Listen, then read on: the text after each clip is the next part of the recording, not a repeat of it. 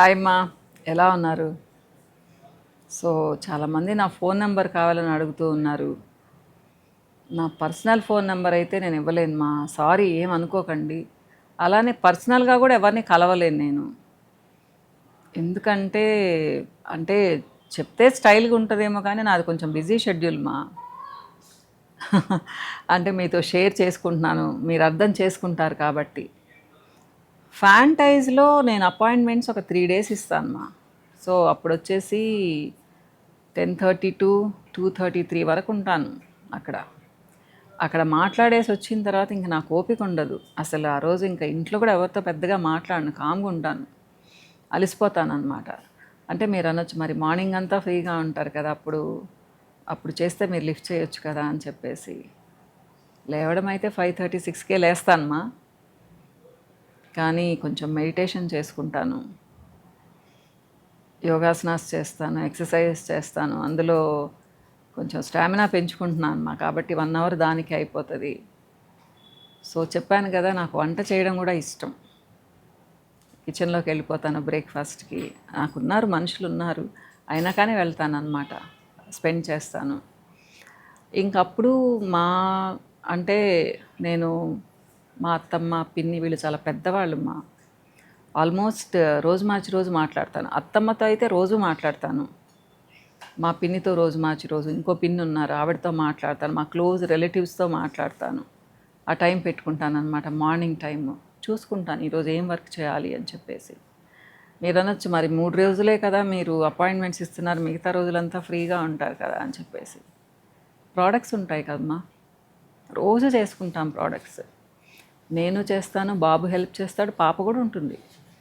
అలా చేసుకుంటే తప్పితే మీకు అందివ్వలేము. చెప్పాను కదా, మిషన్తో చేసేవి కాదు, హ్యాండ్మేడ్ అవి. కాబట్టి మనుషులు ఉంటారు, జాగ్రత్తగా మనం చేసుకోవాలి. మీకు ఒక మంచి ప్రోడక్ట్ ఇవ్వాలనే ఉద్దేశంతో చక్కగా అక్కడ స్పెండ్ చేస్తామన్నమాట. ఇది గొప్పగా చెప్పడం లేదు, నా షెడ్యూల్ గురించి చెప్తున్నాను. సో పెద్దదాన్ని అయిపోతున్నాను కదా, కొంచెం సేపు యాక్టివ్గా ఉన్నానంటే కొంచెంసేపు రెస్ట్ తీసుకోవాలి నేను. సో లంచ్ 1-1:30కి చేశాను అంటే 2 to 4:30, ఇప్పుడైతే 4 ఏమ్మా. 2 to 4 అసలు ఇంకా తలుపు వేసేసుకొని గమ్మున పడుకుంటాను. నిద్రపోయానా లేదనే తర్వాత విషయం, కంప్లీట్ రెస్ట్ అనమాట. సో ఇప్పుడేంటి అంటే మళ్ళీ క్లాసెస్ స్టార్ట్ చేశాను, 2 classes స్టార్ట్ చేశాను. 4 to 5, 5:30 వరకు క్లాసెస్ ఉంటాయి. వేదిక్ న్యూట్రిషన్ చేస్తూ ఉన్నాను కదా, చాలా కోర్సెస్ ఫినిష్ చేశాను మా. సో ఇంకా 6 నుంచి బిందాస్ 6:37 లోపల డిన్నర్ కంప్లీట్ చేస్తాను. ఇంకా టీవీ చూసుకుంటాను, ఒక గేమ్ ఆడుకుంటాను నేను, 1-2 గేమ్స్ ఐప్యాడ్లో పట్టుకోను అనమాట. నాకు నచ్చిన ప్రోగ్రామ్ చూస్తాను, నా మనవరాలతో ఆడుకుంటాను కొంచెంసేపు. అది డ్యాన్సులు చేస్తుంది, భలే ఎంటర్టైన్ చేస్తుంది మమ్మల్ని. సో ముచ్చటగా అనమాట. 10-10:15 అంతా మళ్ళా పడుకునేస్తాను మా. ఇది నా షెడ్యూల్ అనమాట. ఇక మీరు అనొచ్చు, 5 minutes మాట్లాడడానికి కూడా మీకు తీరిక ఉండదా అంటే, నేను కౌన్సిలర్ని కాదమ్మా. నాకు నచ్చినవి మీతో షేర్ చేసుకుంటాను, నాకు అనిపించినవి మీతో చెప్తాను. నేను ప్రొఫెషనల్గా మీకు కౌన్సిలింగ్ ఇవ్వను ఎవరికి. నాకు నచ్చిన సజెషన్స్ చెప్తాను. మీకు అలా కౌన్సిలింగ్ ఇచ్చేవాళ్ళు చాలామంది ఉన్నారు. సో వాళ్ళు అపాయింట్మెంట్ ఇస్తారు, మీరు వెళ్ళి మాట్లాడొచ్చు. ఒకవేళ మీరు నాతో మాట్లాడాలి అంటే మీ స్కిన్ గురించి, హెయిర్ గురించి, ఒబేసిటీ గురించి, పర్సనల్ టాపిక్స్ నేను మాట్లాడలేను మా. ఏదో 2-3 నిమిషాలంటే మాట్లాడగలను, కానీ ఎక్కువసేపు మాట్లాడలేను. నాకు ఉన్న ఎక్స్పీరియన్స్తో, నా అనుభవంతో, నేను చూసినవి విన్నవి అవి చెప్తూ ఉంటాను మీకు, ఇలా ఇలా ఉండొచ్చు అని చెప్పేసి. చెప్పాను కదా, బుక్స్ చాలా ఎక్కువ చదువుతాను, దాని మీద అనుభవంతో. నా ఏజ్ కూడా ఉంది కదా, మీకు చెప్పే అంత ఏజ్ ఉంది నాకు, కాబట్టి చెప్తూ ఉంటాను.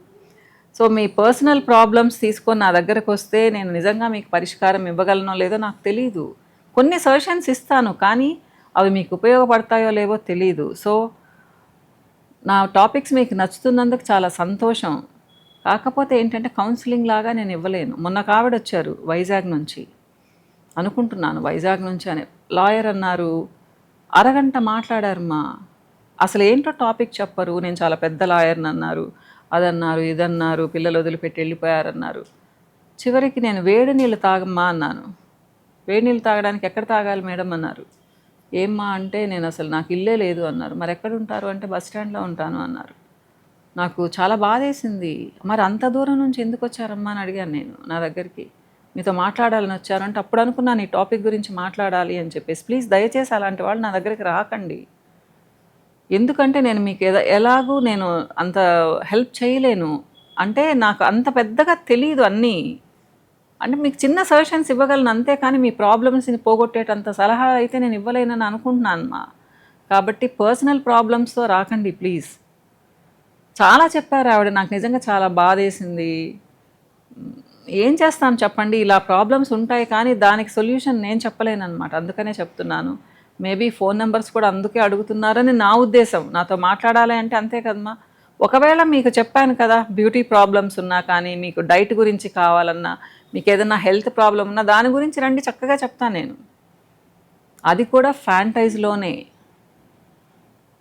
బయట కలిస్తే కూడా నేను చెప్పలేను మా, అంత టైం ఇవ్వలేను మీకు. అర్థం చేసుకోండి దయచేసి. ఓకేనమ్మా? ఏమనుకోకండి ఇలా చెప్తున్నానని. మీరు చాలా ఇష్టంగా చూస్తారు నన్ను, మీ వాళ్ళు అనుకుంటారు, మీ ఇంట్లో సొంత మనిషిలాగా అనుకుంటారు. ఒకవేళ ఆలోచించండి, మీ అమ్మో అమ్మమ్మో నా అంత ఏజ్ వాళ్ళు ఉంటే ఎంత టైం స్పెండ్ చేయగలరు, ఎంతసేపు మాట్లాడగలరు. సో ఇది నా ప్రాబ్లమ్మా, ఏమనుకోకండి. బాయ్.